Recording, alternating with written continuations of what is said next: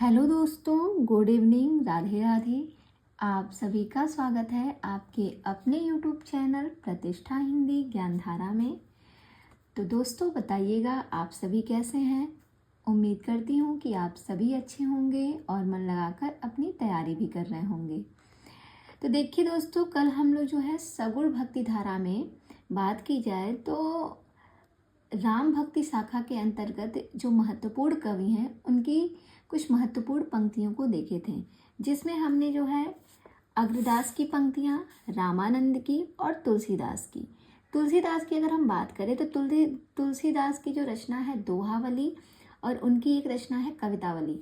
इन दोनों की पंक्तियाँ कल हमने देख ली थी। आज हमें पढ़ना है विनय पत्रिका से जो महत्वपूर्ण पंक्तियाँ पूछी जाती हैं परीक्षा में वो। तो देखिए, पहले मैं बता देती हूँ, जितने भी लोग अगर कल की क्लास लिए हैं मेरी, तो उनको ये वाली पंक्ति बहुत अच्छे से समझ में भी आएगी और याद भी हो जाएगी जो आज मैं लेने जा रही हूँ क्लास। लेकिन अगर आप कल वाली क्लास नहीं लिए हैं तो प्लीज़ आप सबसे पहले तो जाके मेरे चैनल की प्लेलिस्ट में जाइए। वहाँ पे जो कल वाली वीडियो पड़ी है, भक्ति काल की प्लेलिस्ट जो है उसमें आपको मिल जाएगी।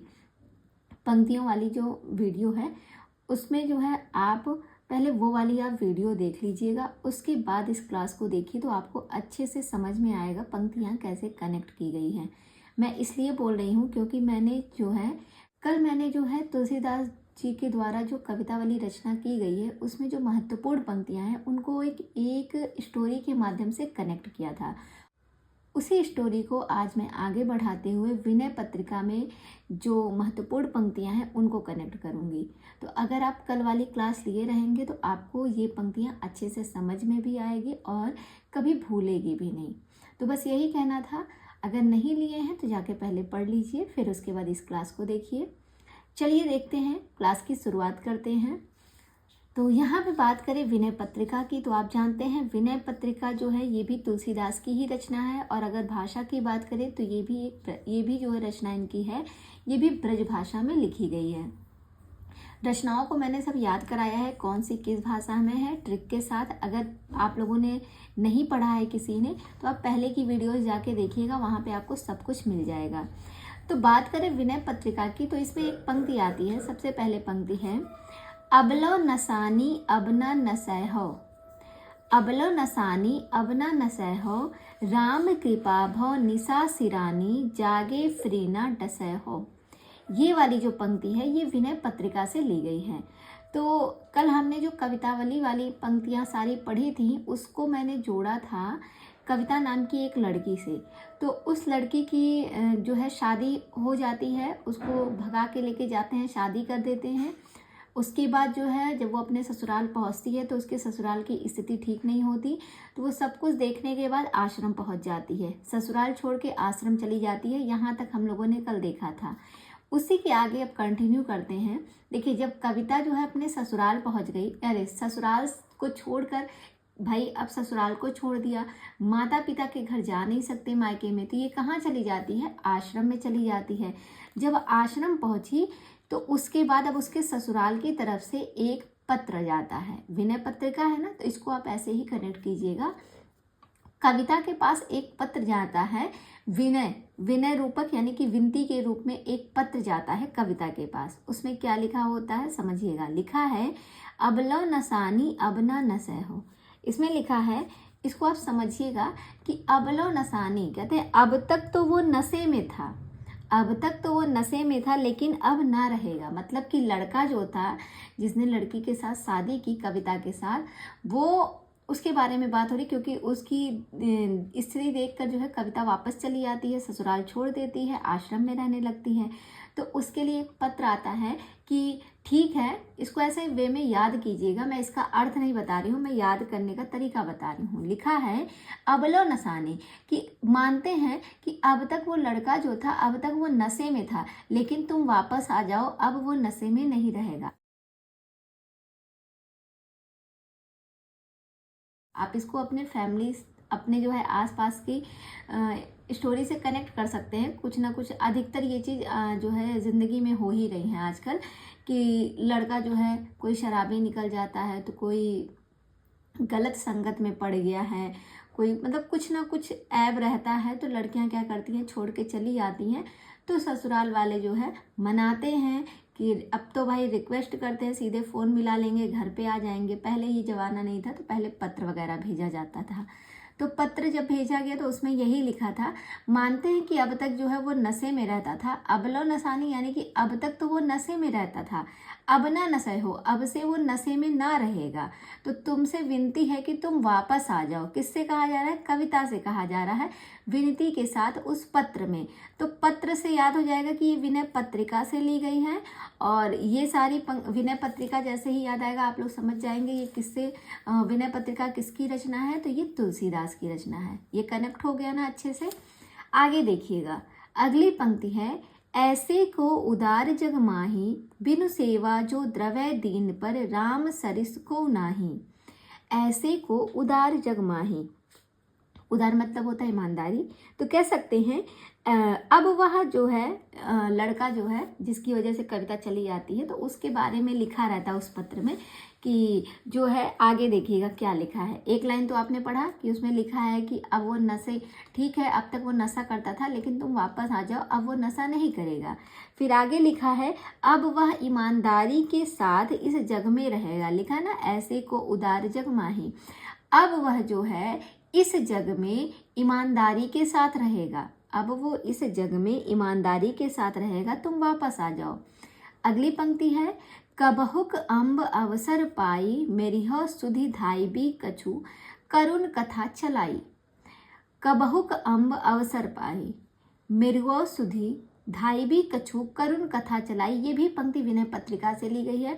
फिर आगे उसमें लिखा है, अवसर पाई, उसे भी एक अवसर दे दो। कहा जाता है ना कि भाई ठीक है उससे गलती हो गई लेकिन तुम एक अवसर उसे फिर से दे दो, तुम उसे एक अवसर दे दो। वो अपनी सुधि, लिखा है ना, अपनी सुधि से कछु करन, कुछ ना कुछ करके, कोई ना कोई कथा चला के जो है इसे मतलब कुछ ना कुछ कर ही लेगा अपनी ज़िंदगी में। मतलब अब वो ऐसा नहीं है कि वो मांग के खाएगा। कल वाली स्टोरी जिन्होंने पढ़ी होगी वो ये स्टोरी को अच्छे से समझ पा रहे होंगे।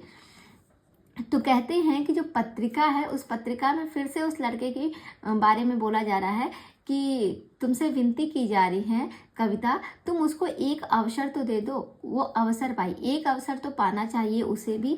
वो अपनी सुधि से, यानी कि अपनी बुद्धि से, अपनी सुधि से कछु न कछु कर ही लेगा, कछ न कछु कर ही लेगा। तो याद हो जाएगा किसमें लिखा गया, पत्रिका में ये सब लिख के आया था। तो पत्रिका विनय पत्रिका कनेक्ट हो गया। अगली पंक्ति है देखिएगा, कबहुक हो यही रहनी रहोगो, परुष बचन अति दुषह श्रवण, सुनिते ही पावक न दहोगो।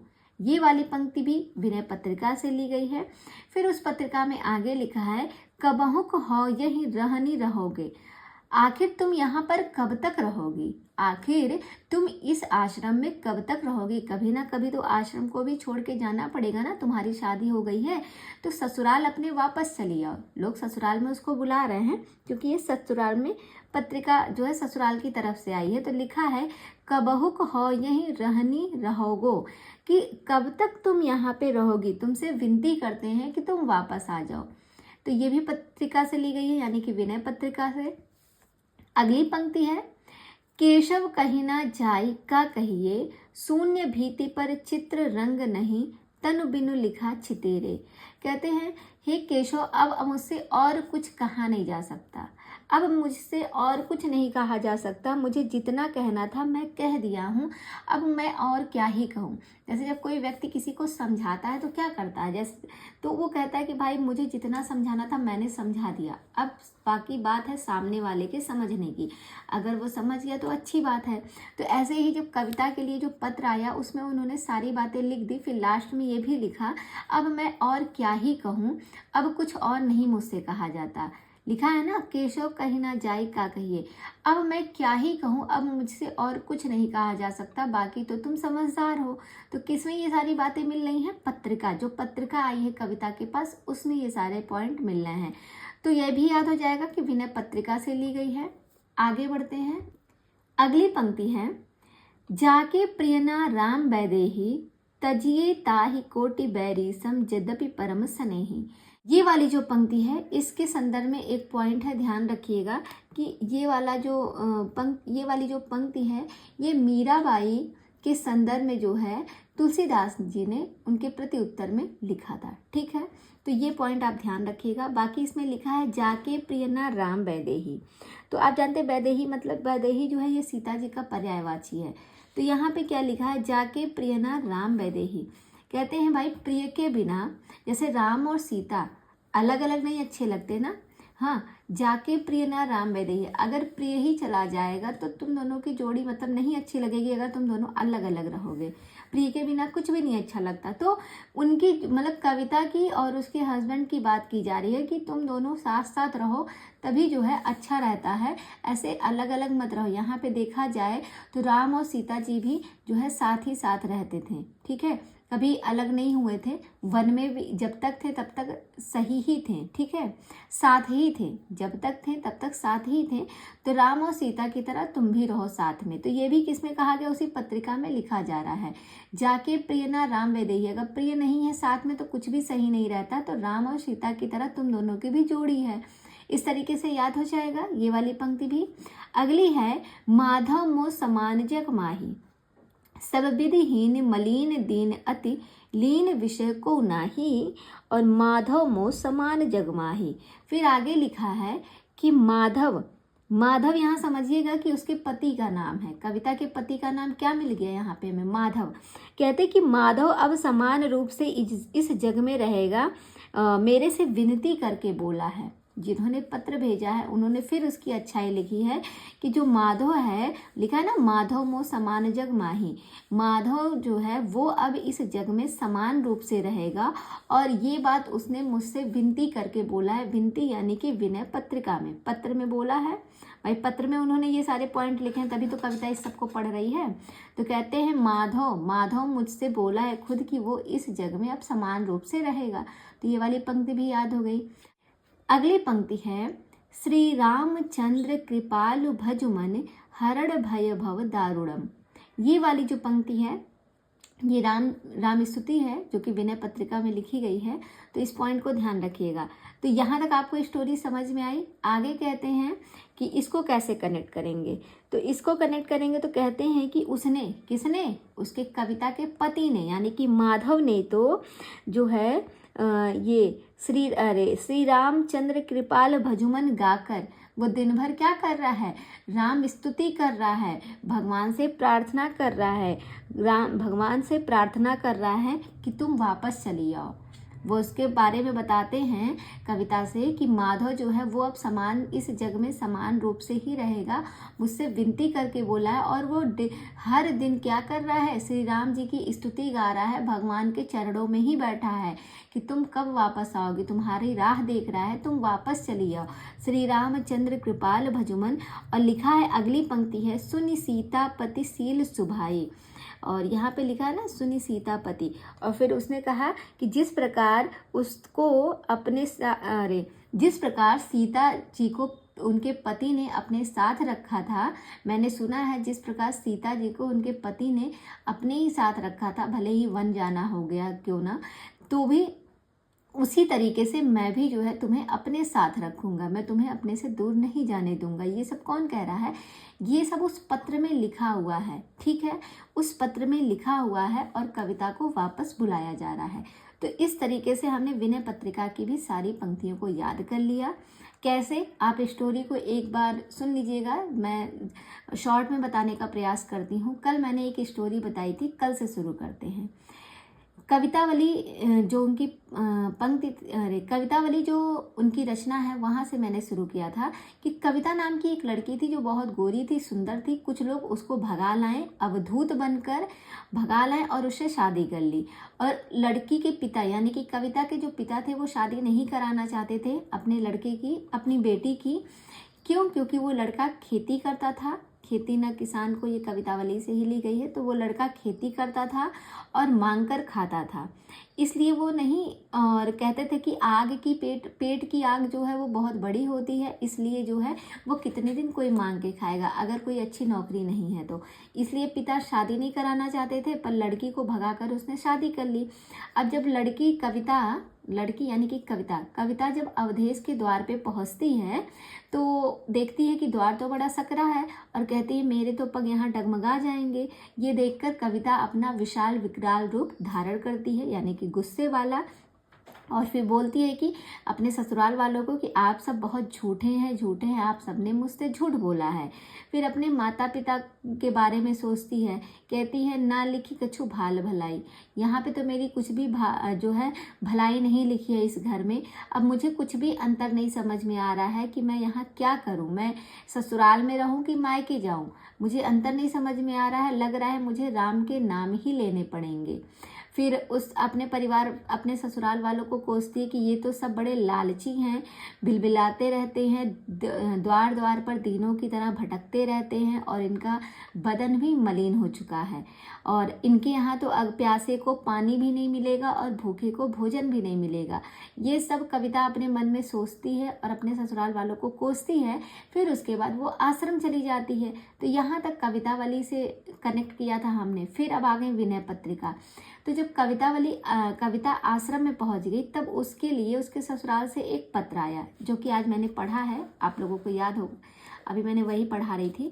तो जब वो पत्र आया तो पत्र में क्या लिखा था, उसके पति के बारे में किसी ने लिखा होगा, उसके ससुर ने या जो भी हो। तो कहते हैं अब तक तो वो नशे में रहता था लेकिन अब वो नशे में नहीं रहेगा, तुम वापस चली आओ। वो ऐसे जग में ईमानदारी के साथ रहेगा। अब वह इस जग में कैसे रहेगा, ईमानदारी के साथ रहेगा और उसको भी एक अवसर दे दो, अपनी सुधि से कुछ ना कुछ वो कर ही लेगा इस जग में। फिर आगे कहते हैं आखिर तुम कब तक इस आश्रम में रहोगी, ये सारी बातें पत्र में लिखी हैं। कब तक तुम इस आश्रम में रहोगी और मुझसे अब और कुछ नहीं कहा जा सकता, जितना मुझे कहना था मैंने कह दिया। फिर आगे लिखे हैं जाके प्रिय ना राम वैदेही, राम और सीता जी एक साथ ही अच्छे लगते हैं, अगर प्रिय नहीं है साथ में तो फिर नहीं अच्छा लगता कुछ भी। जाके प्रिय ना राम वैदेही, इस तरीके से आप इनको कनेक्ट करिएगा, याद हो जाएगा। फिर आगे कहते हैं कि माधव, उनके लड़के का नाम क्या था, माधव था। यहाँ पे हमने माधव जो है कनेक्ट कर दिया कि वो कविता का पति था। तो माधव जो है वो मुझसे जो है कहा है कि वो इस जग में अब समान रूप से रहेगा और क्या करेगा, माधव जो है अब मुझसे इस जग में समान रूप से रहेगा और उसने मुझसे विनती करके बोला है। और इसी के साथ साथ वो श्री राम जी की रोज स्तुति भी करता है, उन्हीं के सामने बैठकर रोज विनती करता है तुम कब वापस आओगी। और कहता है कि जिस प्रकार से सीता जी के पति ने उनका साथ कभी नहीं छोड़ा था, उनके साथ हमेशा रहे, मैंने सुना है, उसी प्रकार मैं भी तुम्हें अपने साथ रखूंगा। तो ये सारी बातें जो है उस पत्र में लिखी गई हैं। पत्र मैं इसलिए बोल रही हूँ ताकि आपको याद रहे ये विनय पत्रिका से ली गई हैं। कभी कभी क्या होता है, हमें ये तो पता रहता है कि तुलसीदास की रचना है, पर ये भूल जाते किस रचना से उनकी ली गई है। कभी कभी पता है क्या होता है कि हमें ये तो रहता है पता कि ये जो पंक्ति है ये तुलसीदास के द्वारा लिखी गई है, पर हम ये भूल जाते हैं ये किस रचना में लिखी गई है। तो अभी याद हो जाएगा। चलिए आगे बढ़ते हैं। आइए आगे देखते हैं, रामचरितमानस से कुछ पंक्तियां लिखी गई हैं, इनको देख लेते हैं। पहली है यहाँ पे, वर्णा नामर्थ संघा नाम रसा नाम छंद सामपि मंगला नाम चा कर्तारो वंदे वाणी विनायको। ये वाली पंक्ति रामचरितमानस से ली गई है। यहाँ पे आप पकड़िएगा, वर्णा नामर्थ, ठीक है। कहते हैं वर्णों में नाम का जो अर्थ होता है, यहाँ पे समझने का प्रयास कीजिएगा कैसे याद करेंगे। कहते हैं वर्णों में नाम का अर्थ राम के चरित्र को पढ़ने पर पता चलेगा। कहते हैं अगर आप वर्णों में नाम का अर्थ क्या होता है ये जानना चाहते हैं, इसके लिए आप रामचरितमानस को पढ़िए या फिर राम के चरित्र को आप पढ़िए, आप वर्णों के नाम के अर्थ को भी पकड़ लेंगे, याद हो जाएगा। वर्णों में नाम के अर्थ को अगर आपको पकड़ना है तो आप रामचरितमानस का पाठ कीजिए, याद हो जाएगा। इसी से आसानी से कनेक्ट कर लीजिएगा। आगे देखिएगा, अगली पंक्ति है, नाना पुराण निगमागम सम्मतम यद रामायणे निगदितम क्वचिद अन्यतो अपि स्वान्तः सुखाय तुलसी रघुनाथ गाथा भाषा निबंधमति अंजुल मात नोती। ये वाली जो पंक्ति है रामचरितमानस से ली गई है। तो इसे कैसे याद रखेंगे, ध्यान रखिएगा। कहते हैं नाना तरह के पुराण पढ़ने से अच्छा है कि आप रामचरितमानस का पाठ करिए। यहाँ लिखा है ना नाना पुराण। कहते हैं नाना पुराण यानी कि अलग अलग पुराणों को पढ़ने से अच्छा है कि आप रामचरितमानस का पाठ करिए। किस लिए? अपने सुख के लिए। लिखा है ना स्वांता सुखाय, अपने सुख के लिए अगर आपको पढ़ना है तो आप रामचरितमानस का पाठ पढ़िए। नाना पुराण पढ़ने से अच्छा है कि आप रामचरितमानस का पाठ पढ़िए, इससे कनेक्ट हो जाएगा। अगली पंक्ति है बंदह गुरुपद पदुम परागा सुरुचि सुबास सरस अनुरागा। ये वाली पंक्ति भी रामचरितमानस से ली गई है, बहुत प्रसिद्ध है, तो ये तो सभी को याद भी होगी। तुलसीदास के द्वारा लिखी गई है और कहाँ से ली गई है? रामचरितमानस से। अगली पंक्ति है सिया राम मैं सब जग जानी करहु प्रणाम जोरी जुग पानी। कहते हैं सिया राम मैं सब जग जानी। कहते हैं सिया और राम के, अगर किसी ने सिया और राम के चरित्र को पढ़ लिया, रामचरितमानस है ना, तो कहते हैं सिया और राम के चरित्र को अगर किसी ने बहुत अच्छे से पढ़ लिया, वो इस जग को जान लिया। सब जग जानी लिखा है, सिया राम मैं सब जग जानी, तो इसको आप ऐसे कनेक्ट कीजिएगा कि ये सिया राम में यानी कि सीता और राम जी के चरित्र को जिसने जान लिया, समझो कि उसने इस जग को जान लिया। अगर जिसने राम और सीता के चरित्र को जान लिया, वो समझो कि इस जग को जान लिया।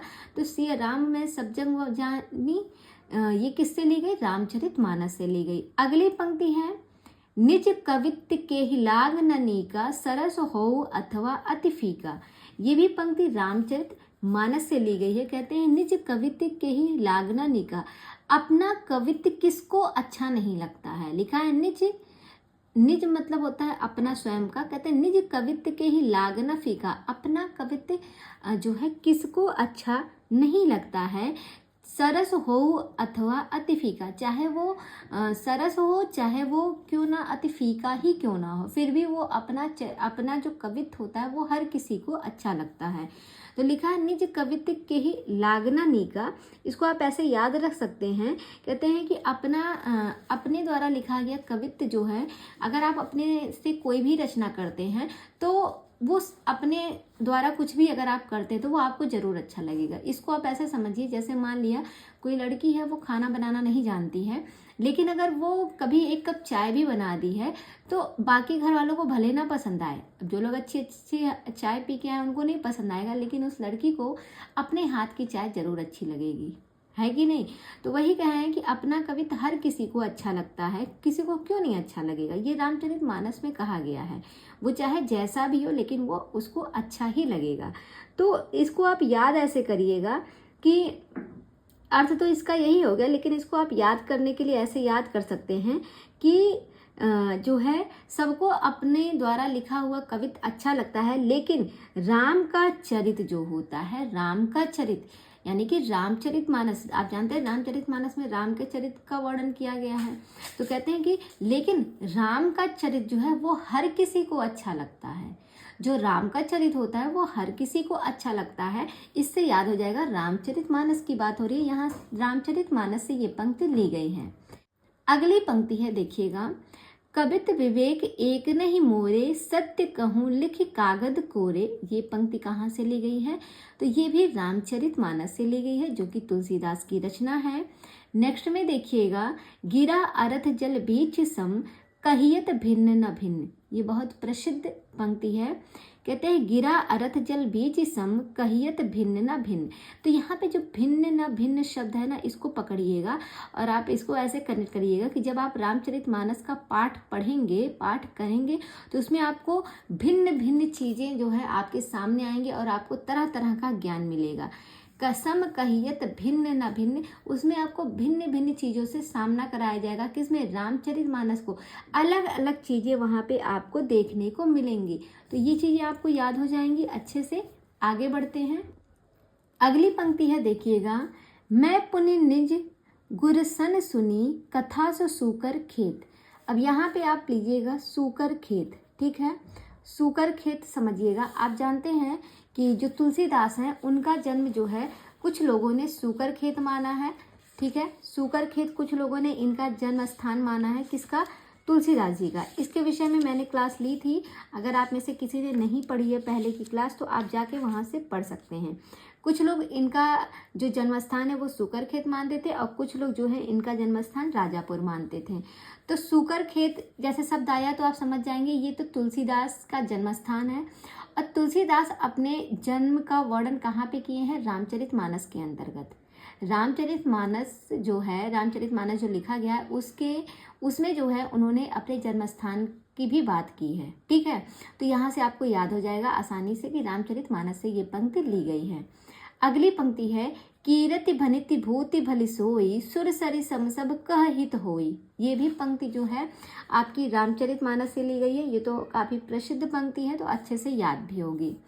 फिर है, अगुन सगुन दुई ब्रह्म स्वरूपा, अकथ अगाधि अनादि अनूपा। लिखा है अगुन सगुन दुई ब्रह्म स्वरूपा, कहते हैं द्वि ब्रह्मा के दो स्वरूप, अगुन सगुन यानी, ठीक है, कहते हैं अगुन हो या सगुन हो, ब्रह्मा के इन दो स्वरूप के बारे में आपको कब पता चलेगा? जब आप रामचरितमानस का पाठ करेंगे। कहते हैं अगुन सगुन द्वि ब्रह्म स्वरूपा, तो ब्रह्मा के दो रूप के बारे में आपको कब जानकारी मिलेगी, कब पता चलेगा? जब आप रामचरितमानस का पाठ करेंगे। तो आसानी से कनेक्ट हो जाएगा कि ये भी रामचरितमानस से ली गई है। अगली पंक्ति है, पुरैनी सघन चारु चौपाई, जुगति मंजू मनि सीप सुहाई, छंद सोरठा सुंदर दोहा, सोई बहुरंग कमलकुल सोहा। ये भी पंक्ति जो है आपकी रामचरितमानस से ली गई है। नेक्स्ट में देखिएगा, यहाँ पे लिखा है ना, एक बार इसको याद करिएगा, पुरैनी सघन चारु चौपाई। कहते हैं पुरैनी सघन चार चौपाई। तो आप इसको याद कर सकते हैं कि चार चौपाई जो है रामचरितमानस के हैं। हाँ, यहाँ से आप याद कर सकते हैं पुरैनी सघन चार चौपाई, चार चौपाई जो है वो रामचरितमानस के हैं। बस इतना याद करिएगा, चार चौपाई किसमें है? तो रामचरितमानस के हैं चार चौपाई। अगली पंक्ति है, कामिहि नारी पियारी जिमि, लोभहि प्रिय जिमि दाम। कामिहि नारी पियारी जिमि, लोभहि प्रिय जिमि दाम। ये पंक्ति भी रामचरितमानस से ली गई है, इम्पोर्टेंट है। अगली है, कत विध सृज नारी जग माही, पराधीन सपने हूँ सुख नाही। कत विध सृज नारी जग माही, पराधीन सपने हूँ सुख नाही। ये पंक्ति किससे ली गई है? रामचरितमानस से ली गई है। नेक्स्ट में देखिएगा, जेहि के जेहि पर सत्य सनेहु, सोती है मिलई न कछु संदेहु। जेहि के जेहि पर सत्य सनेहु, सो तिन्ह मिलई न कछु संदेहु। ये वाली जो पंक्ति है ये भी रामचरितमानस से ली गई है। अगली देखिएगा, भक्ति है ज्ञान ही नहीं कछु भेदा, उभय हरहि भव संभव खेदा। ये भी पंक्ति आपकी रामचरितमानस से ली गई है, तुलसीदास के द्वारा लिखी गई है। भगत ही ज्ञान ही नहीं कछु भेदा, कहते हैं भक्ति हो या ज्ञान हो इन दोनों में कोई भेद नहीं है। कब? जब आप रामचरितमानस को पढ़ेंगे। तो जब आप रामचरितमानस का पाठ पढ़ेंगे तो वहाँ पे आपको भक्ति और ज्ञान इन दोनों में कोई भेद नहीं दिखेगा। ठीक है, भक्ति और ज्ञान का कोई भेद नहीं किया गया है किसमें? रामचरितमानस के पाठ में। ठीक है, इस तरीके से आप इनको याद कर सकते हैं। अगली पंक्ति है, ढोल गंवार शूद्र पशु नारी, सकल ताड़ना के अधिकारी। ये वाली पंक्ति तो बहुत प्रसिद्ध है और सभी लोग जो है रामचरितमानस को पढ़े ही होंगे अपने घर में, तो ये पंक्ति तो जरूर सभी ने पढ़ी है। तो ये तो अच्छे से याद ही होगी कि रामचरितमानस से ली गई है। आगे देखते हैं, अगली जो पंक्ति है वो है, वर्णाश्रम निज निज धर्म, निरत वेद पथ लोग, अचलहिम सदा पावहिम सुख नहीं, भय शोक न रोग। क्या कह रहे हैं? वर्णाश्रम निज निज धर्म, निरत वेद पथ लोग। ये वाली पंक्ति भी रामचरितमानस से ली गई है। आगे है, विधियों न नारी हृदय गति जानी, विधियों न नारी हृदय गति जानी। ये भी पंक्ति रामचरितमानस से है। नेक्स्ट में है, मैं सुकुमारी नाथ वन जोगू, मैं सुकुमारी नाथ वन जोगू, तुम ही उचित तप मोह कहम भोगू। तो यहाँ लिखा है सुकुमारी नाथ वन जोगू। आप जानते हैं सुकुमारी यहाँ सीता जी को कहा जा रहा है, नाथ राम जी को। तो सीता जी, ठीक है, सीता जी जो है नाजुक थी भाई, अब लड़कियां हैं और वो इतने बड़े घर से आई थी यहाँ पे, फिर उनको जो है बड़े घर में रहने, मतलब शादी करके भी आई तो कहाँ पे आई, एक राजा के परिवार में आई, लेकिन जब उनको वन जाना पड़ा तो कैसे वो जाके रह पाएंगी।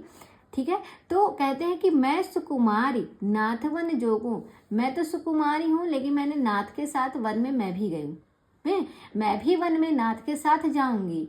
मैं सुकुमार नाथ वन जोगू, इसको इस तरीके से पकड़िएगा। तो सुकुमार नाथ वन जोगू, वन में जाने की बात हो रही है। तो ये सारी चीज़ें कहाँ पे आपने पढ़ी है, रामचरितमानस में। रामचरितमानस में आपने पूरा जो रामायण पढ़ा है, जिसके 7 कांड है, 7 कांडों में विभक्त है, वहाँ पे आपने बाल्यावस्था से लेके उत्तरकांड तक पूरा पढ़ा है। ठीक है, तो उसमें उस पूरी स्टोरी पढ़ेंगे तो वहाँ पे समझ में आ जाएगा। सीता जी जो है राम जी के साथ वन में जाती हैं, और ये स्टोरी तो सभी को पता ही है, हर किसी को पता है। आगे देखिएगा, श्रुति सम्मत हरि भगत पथ संयुत विरति विवेक, ये पंक्ति जो है रामचरितमानस से ली गई है। नेक्स्ट में है बादहि शूद्र द्विजन सन, हम तुमसे कछु घाटी, और जानहि ब्रह्म सो विप्रवर, आंख दिखावहि डांटी, ये पंक्ति भी रामचरितमानस से ली गई है। आगे बढ़ते हैं, अगली पंक्ति है, जेना मित्र दुख होहि दुखारी, तिनहिम बिलोकत पातर भारी। कहते हैं जेना मित्र दुख होई दुखारी, जेना मित्र दुख होई दुखारी, हे मित्र को ऐसा हो ही नहीं सकता कि रामचरितमानस का पाठ आप लोग करिए और आपको दुख ना हो। भाई अगर आप रामायण को देखेंगे, जब आप रामायण को देखेंगे तो क्या होता है, दुख होता है ना। जिस तरीके से एक व्यक्ति के कहने पर राम जी ने सीता जी का त्याग कर दिया, उनको भेज दिया, फिर उसके बाद जो है, जो कि उस समय वो गर्भावस्था को धारण कर चुकी थी, सभी लोग जानते हैं। ठीक है, तो ऐसी स्थिति में अगर कोई भी पत्नी अपने पति से दूर होती है तो उसकी ज़िंदगी कैसी होती है सभी लोग समझ सकते हैं। तो वो बहुत देखा जाए तो बहुत मार्मिक दृश्य है, और बहुत से ऐसे दृश्यों का वर्णन किया गया है रामचरितमानस में, जिसको अगर आप पढ़ेंगे ना तो आप, ऐसा हो ही नहीं सकता कि आपको दुख ना हो। आप पढ़ेंगे तो आपकी आंखों में आंसू आ जाएंगे, और अगर आप उनको देखते हैं तो देखने से तो और भी वो चीज़ें सामने दिखती तो और भी दुख होता है। तो थोड़ा सा अगर आप इसको कनेक्ट करेंगे तो आसानी से याद हो जाएगा, जेना मित्र दुख हो ही दुखारी। हाँ, तो यहाँ से याद हो जाएगा कि ये किस में कहा जा रहा है, रामचरितमानस में। ऐसा हो ही नहीं सकता रामचरितमानस को पढ़े और कोई दुखी ना हो। आगे देखिएगा, अगली पंक्ति है, सब नर करहिम परस्पर प्रीति, चलहिम स्वधर्म निरत श्रुति रीति। सब नर करहिम परस्पर प्रीति, इसको कैसे याद करेंगे, इसको देखिएगा फनी वे में याद कीजिए। प्रीति नाम की कोई लड़की है, कहते हैं कि सब नर कहते हैं कि चलो प्रीति के साथ चलो। सब लोग कहते हैं कि मुझे चलना है तो मुझे प्रीति के साथ रहना है। सब नर कह रहे हैं परस्पर प्रीति, कि हम जो है परस्पर प्रीति के साथ ही रहेंगे। सब नर कहते हैं कि हम प्रीति के साथ रहेंगे, लेकिन प्रीति क्या कहती है, प्रीति कहती है नहीं, मुझे तो मानस के साथ जाना है, मुझे तो मानस पसंद है, मुझे मानस के साथ जाना है। अब इसको आप फनी वे में थोड़ा सा याद कर लेंगे, याद हो जाएगा कि सब नर यानी कि जितने भी नर यानी कि पुरुष जितने भी हैं, वो कहते हैं कि मुझे जो है परस्पर प्रीति के साथ ही अपना जीवन बिताना है। लेकिन प्रीति क्या कहती है, प्रीति कहती है नहीं, मुझे तो मानस पसंद है। मानस यानी कि रामचरितमानस, कनेक्ट हो जाएगा।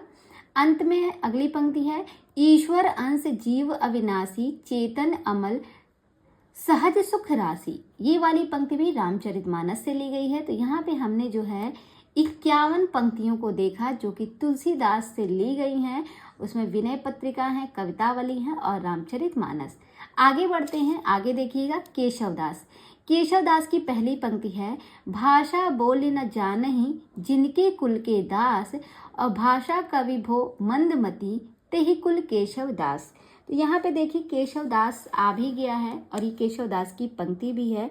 आगे बढ़ते हैं, अगली पंक्ति है, केशव केसनी अस्करी बैरोहि जस न कराहिम, और चंद्र बदनी मृग लोचनी बाबा कही कही जाहि। ये वाली पंक्ति भी किसकी है, तो केशवदास की। देखिए अभी यहाँ पे केशव केसनी आया भी है तो आप यहाँ से इसको कनेक्ट कर सकते हैं, ये केशवदास की पंक्ति है। आगे देखते हैं, अगली पंक्ति है, यद्यपि सुजाति सुलक्षणी सुबरन सरस सुवृत और भूषण बिनु न बिराजई कविता बनिता मित।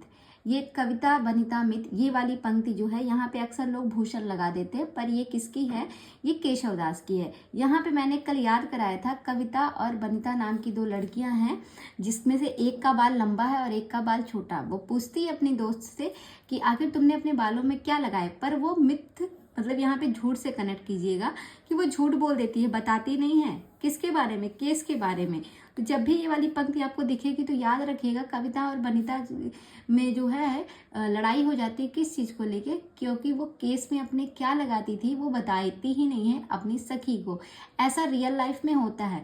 अगर आपके किसी भी दोस्त का बाल बहुत लंबा है, बहुत अच्छा है, घना है, तो क्या होता है, आप अगर उससे पूछेंगे तो वो कभी सही चीज़ नहीं बताएगी कि हाँ मैंने ये लगाया तो मेरे बालों पे असर किया।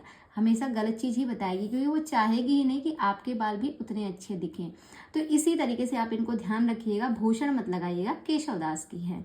अगली पंक्ति है, देख मुख भावे अन देखे कमल चंद ताते मुख मुख है सखी कमलौना चंदरी। देखे मुख भावे अन देखे कमल चंद, कहते हैं कि देखे मुख भावे, अगर किसी के बाल बहुत सुंदर है और उसका मुख भी अच्छा है तो वो और लुभाता है और भाता है। देखे मुख भावे, देखते ही मुख और अच्छा लगता है। अनदेखे ही कमल चंद, अनदेखे ही कमल चंद मतलब ठीक है। तो इसको आप उसी वे में याद करिएगा कि कोई लड़की है, उसके बाल भी बहुत अच्छे हैं, केस तो अच्छा है, साथ ही साथ उसका मुख भी अच्छा है, तो वो और जो है चंद्रमा के समान लगने लगता है और सुंदर लगने लगता है। तो याद हो जाएगा। अगली पंक्ति है, केशव केशव राय मनो कमलासन के सिर उपरे सोहें। केशव केशव राय मनो कमलासन के सिर उपरे सोहें, ये भी पंक्ति किसकी है, केशवदास की है। नाम इसमें आया है तो ये तो भूलेगी ही नहीं, याद रहेगी। अगली पंक्ति है, बासर की संपत्ति उलुक ज्योना चितवत। बासर की संपत्ति उलुक ज्योना चितवर, ये वाली पंक्ति किसकी है, ये भी पंक्ति जो है केशवदास की है। आगे है, मातु कहाँ नृपतात गए सुरलोक ही क्यों सुत शोक किए। मातु कहाँ नृपतात गए सुरलोक ही क्यों सुत शोक किए, ये भी पंक्ति केशवदास से ली गई है। नेक्स्ट में है, राम को काम कहाँ रिपु जीत नहीं कौन कबै रिपु जीत्यो कहाँ। राम को काम कहाँ रिपु जीत ही कौन कबै रिपु जीत्यो कहाँ, ये भी पंक्ति केशवदास से ली गई है। और इनकी लास्ट पंक्ति है, अरुण गात अति प्रात पद्मिनी प्राण नाथ भय मानहु केशवदास कोक नद कोक प्रेम में। अब यहाँ पे देखिए, यहाँ पे है पद्मिनी, अब यहाँ पद्मिनी आया है तो कहीं आप उसमें ना चले जाइएगा, पद्मावत में, जो कि मलिक मोहम्मद जैसी की रचना है। यहाँ पे है, अरुण गात अति प्रात पद्मिनी प्राण नाथ भय, पद्मिनी प्राण नाथ भय मानहु केशवदास कोक नद कोक प्रेममय। ये वाली जो पंक्ति है ये केशवदास की है, ना कि जयसी की है, इसको ध्यान रखिएगा। आगे बढ़ते हैं, अगले जो कवि हैं वो है सेनापति। सेनापति की देखिएगा, पहली पंक्ति है, दुरि जदुराई सेनापति सुखदाई देखो आई ऋतु पाउस न पाई प्रेम पतिया। ये वाली जो पंक्ति है सेनापति से ली गई है। तो इसमें देखिए सेनापति आया है तो ये तो भूलेगी नहीं, आसानी से याद रहेगी।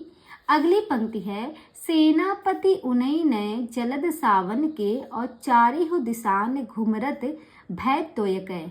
ये वाली पंक्ति भी सेनापति से ली गई है, इसमें भी सेनापति आया है तो याद हो जाएगा। आगे देखिएगा, वृष को तरनी तेज सहसो करनी तप है और ज्वालन के जाल विकराल बरसत हैं। वृष को तरनी तेज सहसो करनी तप है और ज्वालन के जाल विकराल बरसत हैं, ये वाली पंक्ति जो है ये भी सेनापति से ली गई है। और लास्ट पंक्ति देखिएगा, सेनापति सोई सीतापति के प्रसाद जाकी। कहते हैं सेनापति सोई सीतापति के प्रसाद जाकी सब कवि कान दय सुनत कविताई हैं। कहते हैं सेनापति सोते हैं तब जब सीतापति के प्रसाद जाके, सीतापति का प्रसाद यानी कि भगवान श्री राम का जब प्रसाद मिल जाता है उन्हें, मतलब उनके द्वारा ये कह दिया जाता है कि अब सब ठीक है, आप लोग जाइए, आप लोग भी आराम कीजिए, तब उनके जो सेनापति लोग होते हैं वो लोग सोते हैं। तो सेनापति सोई सीतापति के प्रसाद जाकी, तो ये पंक्ति किससे ली गई है? सेनापति से ली गई है। आगे देखिएगा, विविध में कुछ पॉइंट दिए गए हैं, इनको भी हम पढ़ लेते हैं। पहला है कि पहला पॉइंट है, रविंद्रनाथ टैगोर ने लिखा है वाल्मीकि ने सर्वप्रथम नर काव्य का प्रवर्तन किया है। कहते हैं जो रविंद्रनाथ टैगोर हैं इन्होंने एक कथन दिया था कि जो वाल्मीकि जी हैं, वाल्मीकि जी जिन्होंने रामायण की रचना की थी, ठीक है, कहते हैं वाल्मीकि जी जो हैं इन्होंने सर्वप्रथम नर काव्य का प्रवर्तन किया था। ये कथन किसके द्वारा कहा गया है? रविंद्रनाथ टैगोर के द्वारा। अगली पंक्ति है, मीराबाई के एक पत्र के जवाब में गोस्वामी तुलसीदास ने निम्नांकित पद कही थी जो विनय पत्रिका में संकलित है। जाके प्रियना राम वैदेही तजिए ताहि कोटि बैरी सम यद्यपि परम स्नेही। ये वाली पंक्ति मैंने आपको बताई भी थी जब मैं पढ़ा रही थी विनय पत्रिका की पंक्तियां, तो वहाँ पे मैंने बताया था कि ये मीराबाई के एक पत्र के जवाब में जो है तुलसीदास का उत्तर था ये पद, ठीक है। अगला जो पॉइंट है वो है अंग्रेजी भाषा वैज्ञानिक, अगला पॉइंट है कि अंग्रेज भाषा वैज्ञानिक बिंब ने तुलसी की भाषा को पुरानी वैश्वाड़ी कहा। कहते हैं एक अंग्रेज थे जो भाषा वैज्ञानिक थे जिनका नाम था बिंब। इन्होंने तुलसी की भाषा को पुरानी वैश्वाड़ी कहा है।